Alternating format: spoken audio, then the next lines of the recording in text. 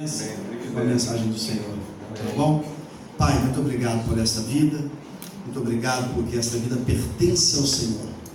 Nós te damos graças pela vida dele e somos honrados pela presença dele. Amém. Que em nome de Jesus, o teu Espírito Santo, que nele habita, possa nos trazer agora uma mensagem, aquela que nós precisamos. Amém. Que assim seja em nome de Jesus. Amém. Amém.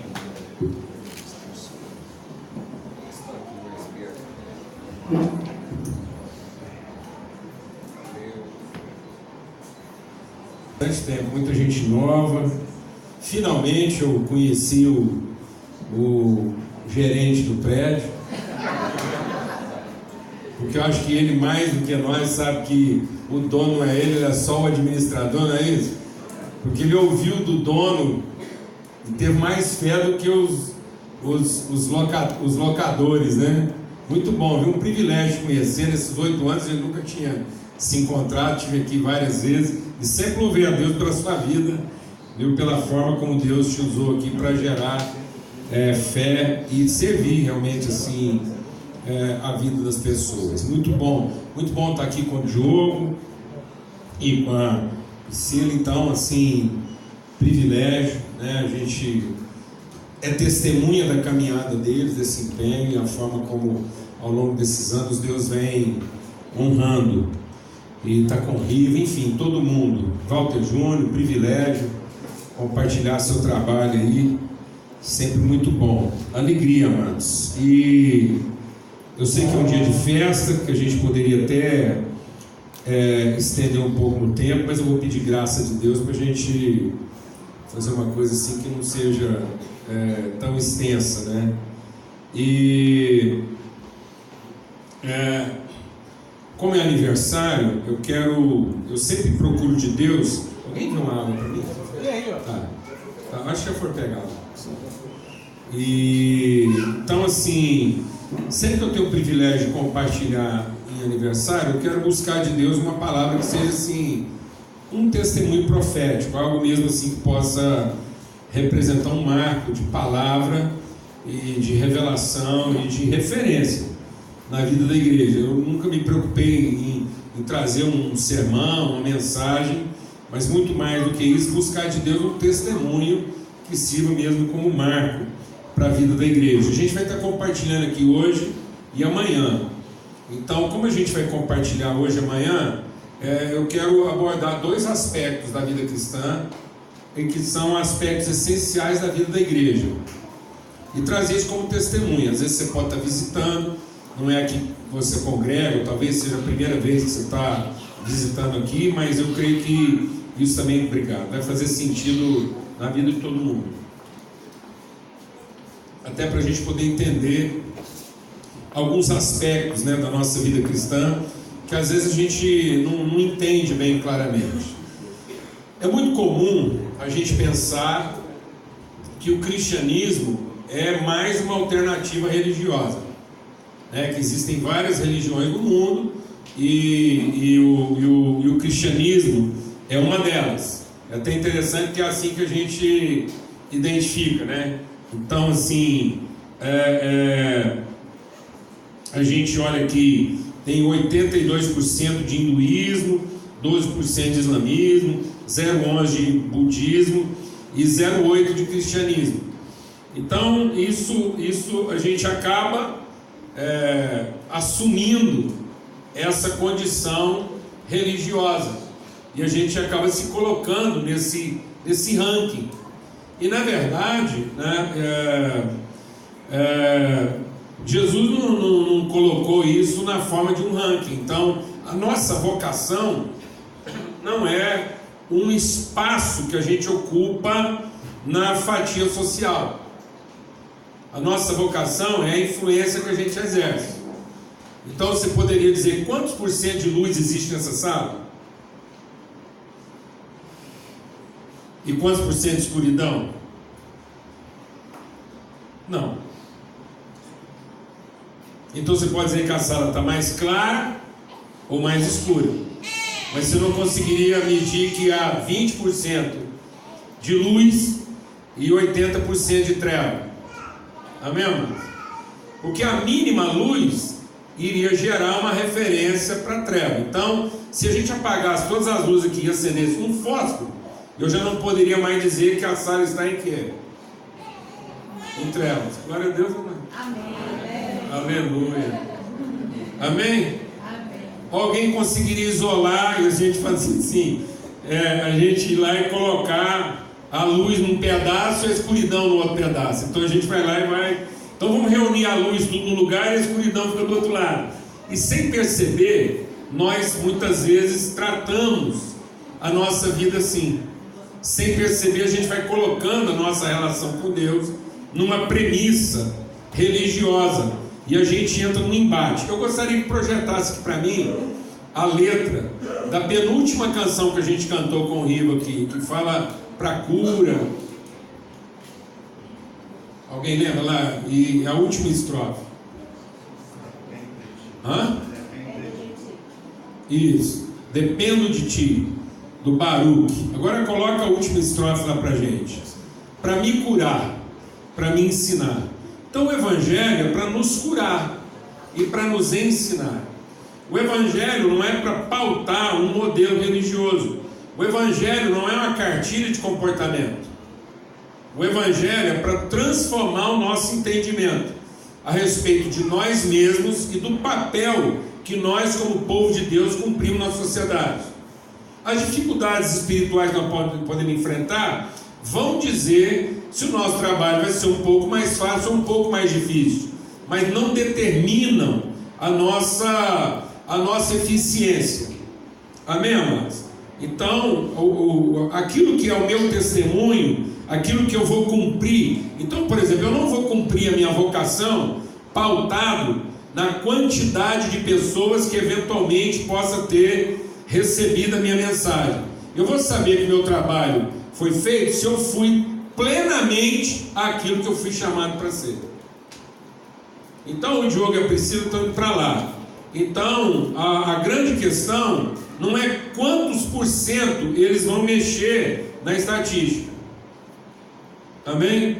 Porque senão a gente pode cair em frustração e desânimo. Amém? Mas a questão é se eles vão ser 100% aquilo que eles foram chamados para ser. Assim brilhe a sua luz. Amém? Eu não sei se a estatística vai mudar. Amém, mano? Porque eles não estão indo lá para o embate religioso. A questão é se eles vão ser 100% daquilo que eles foram chamados para ser, como profeta numa terra. Não, volta, não apaga a letra não, senão eu perco aqui Então isso é para curar o nosso entendimento, para nos ensinar. Então o caráter essencial do Evangelho, deixa o Espírito de Deus ministrar o seu coração com o texto que nós vamos ler aqui. O caráter essencial do Evangelho não é litúrgico. O caráter essencial do Evangelho é pedagógico. Amém. Então o Evangelho é para nos ensinar e não para pautar o nosso rito. Então o Evangelho não é para produzir devoção. O Evangelho é para produzir conhecimento. Glória a Deus, amados. Então o Evangelho é para que eu conheça a Deus e em conhecendo a Deus eu conheça a minha própria vida como expressão de quem Deus é, para que eu saiba o que é ser um filho de Deus. Então o Evangelho não é para produzir devoção a Deus. O Evangelho é para produzir conhecimento de Deus. Amém. Ninguém precisaria do Evangelho para ser um devoto de Deus. Tanto é que sem o Evangelho existem muitas expressões de devoção a Deus. E às vezes algumas expressões de devoção a Deus estão sendo até mais coerentes do que algumas expressões chamadas cristãs.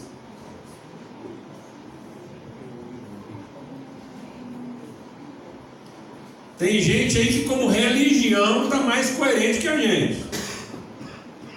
Está me entendendo isso? Entendeu? Por exemplo, ninguém precisou ensinar devoção para o seu cachorro. E o seu cachorro é devoto. E faz culto. Todo dia. Faz culto da divindade. Então, a coisa cultica no sentido da devoção, ela é intrínseca de toda a natureza, toda a criação celebra e enaltece a divindade. Mas só os filhos de Deus podem conhecê-lo.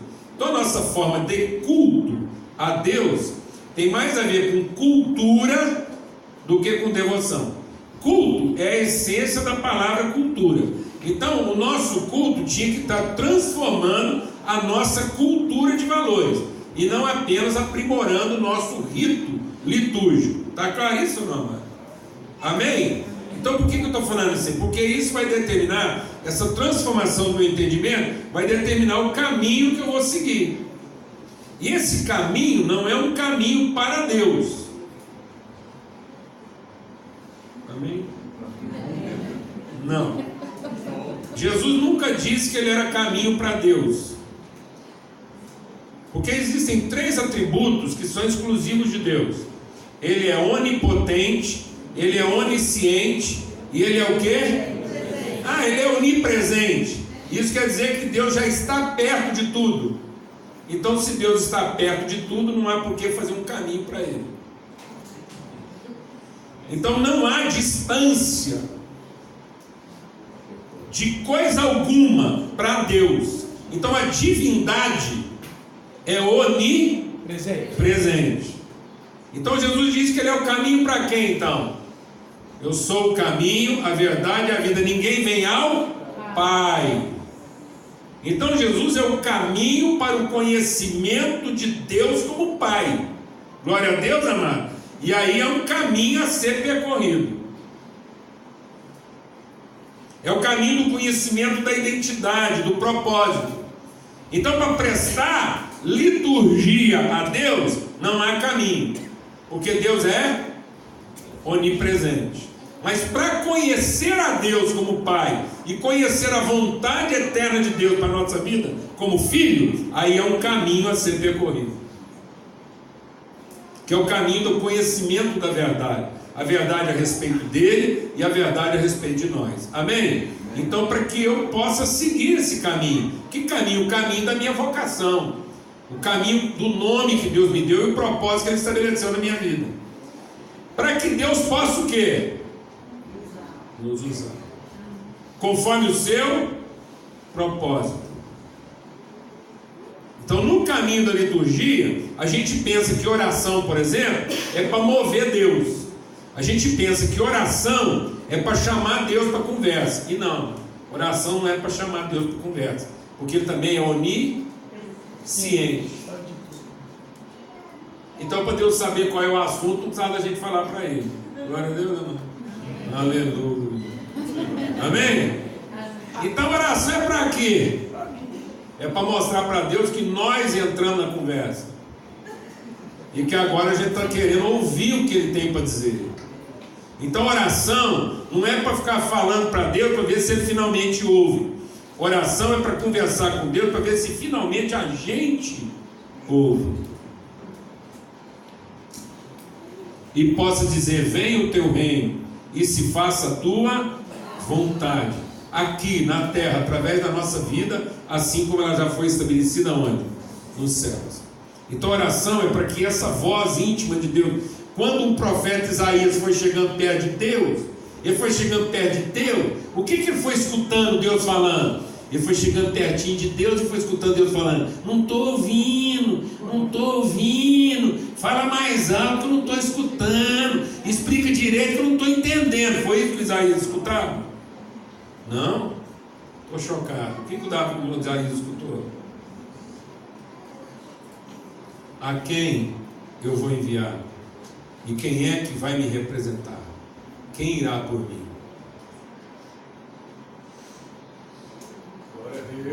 Glória a Deus, amados. Então o encontro da igreja não é para buscar o poder de Deus. O encontro da igreja é para conhecer a sua vontade. Glória a Deus, irmão. Aleluia. Para que Ele possa me usar como Ele bem quer. Então a igreja não é para a gente usar Deus como a gente bem quer. Aleluia.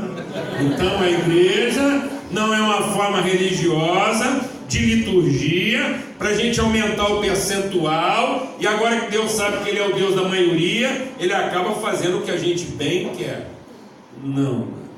A igreja é para a gente ser curado, na medida em que Deus nos ensina, porque a graça se revelou salvadora. Como é que a graça nos salva? Educando a viver, para que a nossa vida possa ser educada através do Evangelho, e assim educado, a gente possa saber qual é o caminho que nos leva ao conhecimento de Deus, e assim a nossa vida possa ser de acordo com o seu propósito, conforme Ele bem quer. E é para isso que nós abrimos o nosso coração. Quem quer abrir o coração para isso? Graças a Deus. Amém? Então, agora pode apagar aí. Agora eu queria ler com vocês o que está lá então em Mateus.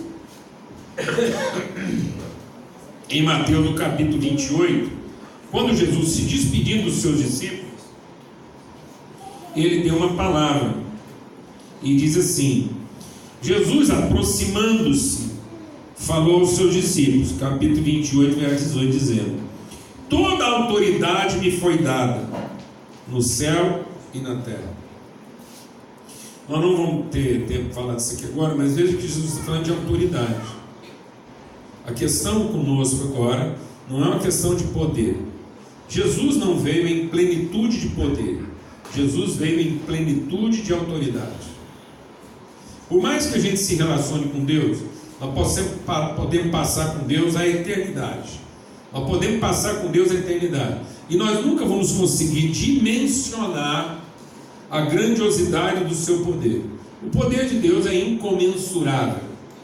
Então nós nunca vamos conseguir medir. E Deus nunca quis se dar a conhecer através do seu poder. A questão de Deus não é ser reconhecido no poder. A questão de Deus é ser conhecido na vontade. Glória a Deus, amados. Aleluia. Amém? Amém. Então, ainda que nós nunca vamos poder dimensionar o poder de Deus, nós podemos conhecê-lo plenamente na sua vontade. Então, a vontade de Deus pode ser um conhecimento pleno. Amém? Glória a Deus. Então, eu posso conhecer o amor de Deus na sua plenitude, a vontade de Deus na sua plenitude, a glória de Deus na sua plenitude, ainda que eu não consiga dimensionar o que? O seu poder. Ninguém nunca vai saber quanto do poder de Deus Ele usou para criar as coisas, que também me interessa.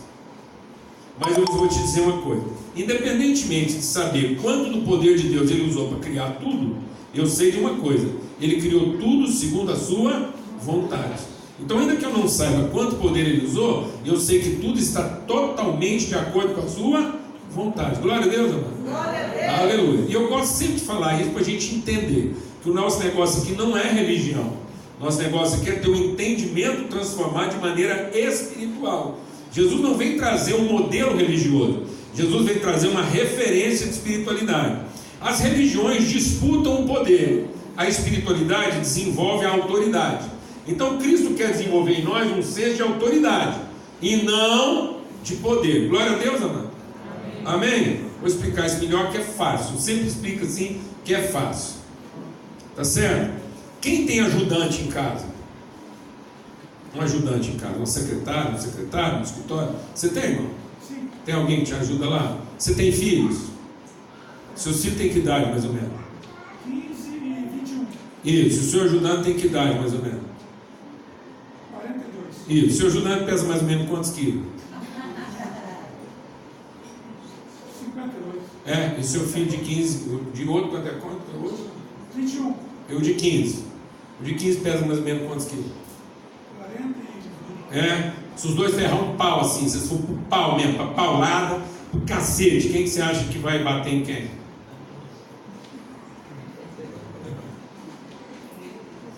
Hã? Se você tiver dois empregados, os dois empregados, você tem mais de um empregado? Não. Só um. Mas se ele resolveu assim, você deu um nervoso lá, ele escorregou, bateu de cabeça no banheiro lá, levantou meio doidão e resolve dar uma coada no seu menino lá. Quem que você acha que sai levando vantagem? O outro. É, o ajudante, né? Então quer dizer que ele tem mais poder que o seu filho? Não, poder. Poder. O que ele não tem mais do que o seu filho? Autoridade. Porque quem precisa ter poder é servo. O filho não tem que ter poder. O filho tem que ter o quê? Autoridade. Não adianta o filho que tem poder e não tem autoridade. Amém, irmãos? Então eu quero explicar uma coisa. Jesus, quando veio ao mundo, ele tinha menos poder do que os anjos. Isso quer dizer o seguinte: quando Jesus expulsava um demônio, o mais baixo do demônio, porque demônio é anjo caído, então ele tinha menos poder que os anjos. Isso quer dizer que quando ele expulsava um demônio, ele tinha menos poder do que o demônio que ele estava expulsando. Porque Jesus nunca expulsou um demônio numa relação de quê? De poder. Mas numa relação de quê? Autoridade. Então, em vez da gente estar buscando poder, o que a gente tinha que estar buscando? Autoridade. Em vez do cristianismo se tornar uma religião poderosa, tinha que se tornar uma consciência espiritual de autoridade. Então nós podíamos ser 5% de um país e ter mais autoridade do que 80% dos que estão lá.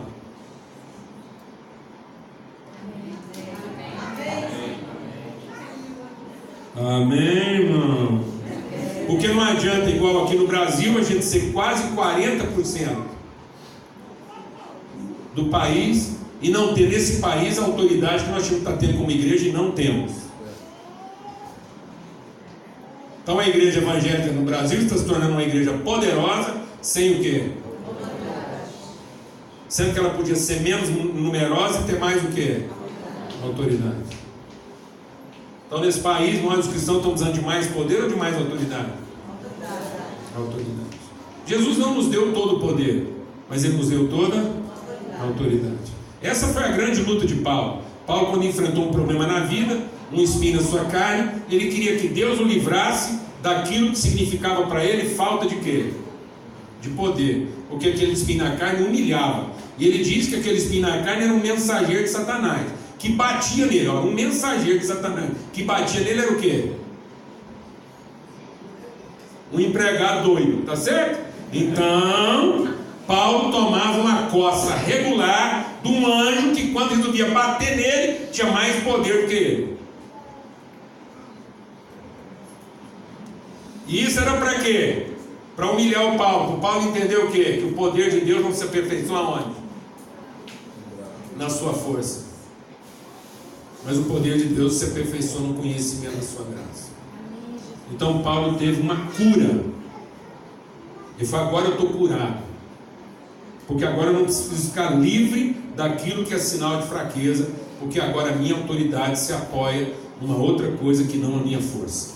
Glória a Deus, amado. Aleluia. Então Paulo está saindo de uma referência religiosa com experiência, com referência o quê? Espiritual. Glória a Deus. Então ele deu toda a autoridade e diz assim: ide, portanto, que tanto? Em cima dessa autoridade, de acordo, por conta desse tanto que eu estou comunicando a vocês, já que vocês receberam isso, vão agora por todas as nações e batizem discípulos em nome do Pai, do Filho e do Espírito Santo, ensinando-os, fazendo o quê? Eu não ouvia, mas repete. Ensinando-os. Ensinando-os. É ensinamento, é cultura, não é rito, é transformação do entendimento. Então Jesus nunca nos mandou ir por todo mundo e ensinar as pessoas uma nova liturgia religiosa. Jesus nos mandou ir por todo mundo, batizando as pessoas em nome do Pai, do Filho e do Espírito Santo, de modo que isso transformasse o entendimento das pessoas a respeito delas mesmas e estabelecesse uma nova cultura na terra. Um novo entendimento. Que as pessoas aprendessem o que é ser um filho e uma filha de Deus. Glória a Deus, amados. Glória a Deus. Para que elas fossem curadas da sua antiga maneira de pensar. E o nosso problema hoje é que muitas vezes a gente passa a frequentar uma igreja e a gente muda o comportamento, mas não muda a maneira antiga de pensar. Então antes a gente colocava a nossa expectativa num tipo de poder, e agora a gente coloca a expectativa num outro tipo de poder. E não é transformado no entendimento. Não é transformado no entendimento a respeito de qual é de fato a minha identidade, qual é de fato a minha natureza e qual é de fato o meu propósito nessa vida. Então antes eu tinha a expectativa de que o mundo, o dinheiro, alguma coisa ia me dar tudo aquilo que eu sonhei. Agora não, eu sou crente, eu não acredito mais que é o dinheiro e tal, essas coisas que vão me dar aquilo que eu sonhei. Sabe quem vai me dar isso agora? É Deus. Basta eu dar dinheiro para Ele, fazer um culto para Ele, cantar as músicas que Ele gosta, e Ele vai acabar me dando aquilo que eu sonhei. Eita Deus, cabotinho. É isso, irmão. Então ele diz que a nossa vocação, e ele diz: e eis que estou com vocês. Diga-me, eis que estou convosco. Estou convosco. Em vós. Convosco e através de vós. Então quando ele está falando estou convosco, é em, diga-me, em, com e através. É uma identidade. E ele diz, não está uns dias, não, ele diz o quê? Todos os dias, até a consumação de todas as coisas. Amém. Só que o próprio Jesus falou que ia embora, ia mandar no lugar dele o quê? O Espírito Santo. Eu queria rapidamente concluir agora o que significa esse batismo. Porque muitas vezes a igreja reformada, quando a gente fala, nós somos uma igreja evangélica, reformada, o que quer dizer isso? Essa igreja entendeu, quando aconteceu a reforma, fez da gente uma igreja, né, chamada evangélica, para que a gente tivesse fundamentação no evangelho. Não era para criar um rito diferente dos ritos que já havia.